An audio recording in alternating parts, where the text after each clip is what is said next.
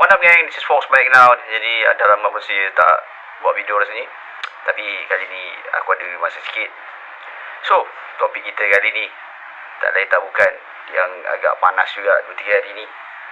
Fight si Jojo yang dah lepas pun. Dan aku percaya korang pun semua banyak yang tak puas hati, banyak yang bengang juga dengan apa ni. Cuma ada aku lah kan, si CEO apa pun dah bagi statement One Championship yang mungkin besar rematch untuk Jojo dengan Ramadan on Dash ni. Kita tengok lah nanti macam mana.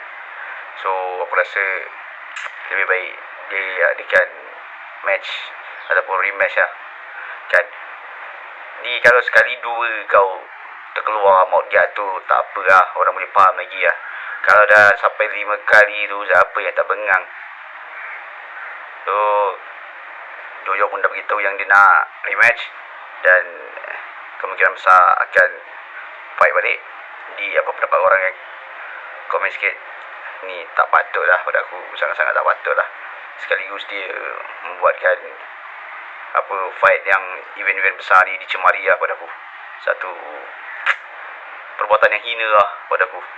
Dan sangat-sangat teruk kau fighter kau buat macam tu. Aku harap kalau betul-betul nanti rematch balik, aku rasa kalau dia buat lagi begitu, baik batalkan tu, bagi je terus kemenangan untuk Jojo.